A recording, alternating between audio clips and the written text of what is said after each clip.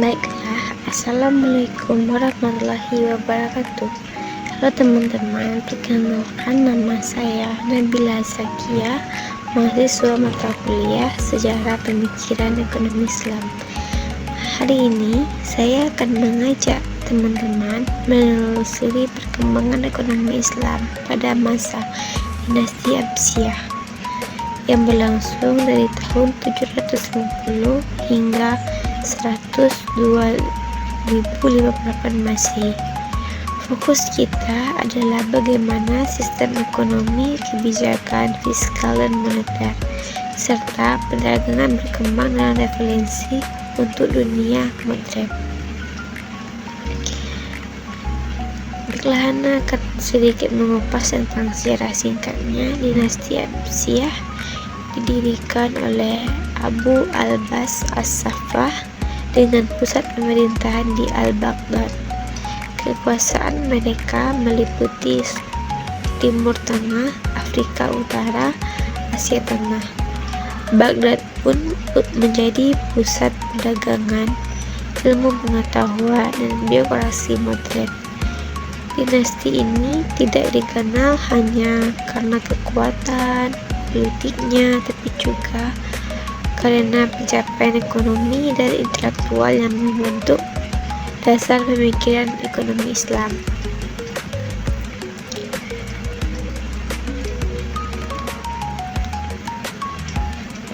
Terus selanjutnya perkembangan ekonomi dan sosial.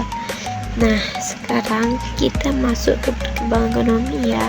Pertama, perdagangan dan pasar jalur sutra dan rute maritim menghubungkan Baghdad dengan Cina. India maritim menghubungkan Baghdad dengan Cina, Afrika Utara.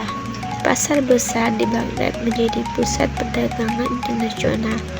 Kedua, pertanian dan pajak. Abbasiyah mengelola lahan dengan sistem irigasi modern, mengenalkan pajak seperti kharaj dan zakat, sehingga ekonomi pertanian berkembang stabil. Ketiga, mata uang. Ketiga tuh seperti mata uang dan keuangan. Koin dinar, dirham diperkenal memperkuat sistem moneter dan mempermudahkan perdagangan. Keempat, kelas sosial dan urbanisasi. Pedagang, pegawai, birokrasi, dan kelas menengah perkotaan berkembang mendukung pertumbuhan ekonomi dan budaya. Keempat, kebijakan pemerintah dan politik ekonomi. Terus Abbasiyah memiliki sistem administrasi fiskal yang sangat tertata. Dewan Al-Kharaj bertugas mengelola pajak dan keuangan negara. Pedagang mendapatkan perlindungan hukum dan pasar diawasi dengan ketat. Kebijakan ini menjamin stabilitas ekonomi dan mendukung perdagangan internasional.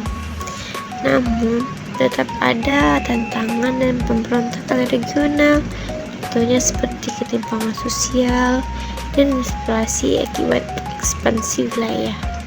Semua ini menunjukkan bahwa ekonomi tidak bisa dipisahkan dari politik dan stabilitas pemerintah. Terus kita masuk pada analisis kontekstual.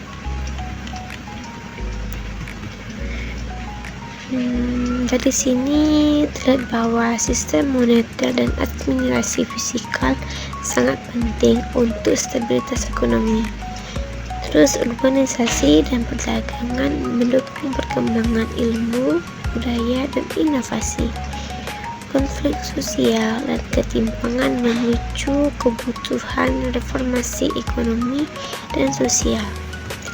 Analisis ini menekankan pentingnya interaksi antara ekonomi, politik, sosial di dunia Islam pada masa itu.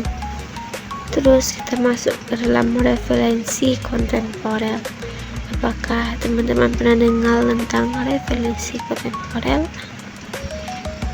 Pertanyaannya yang penting itu apa yang bisa dipelajari dunia Islam modern di dinasti Abbasiyah?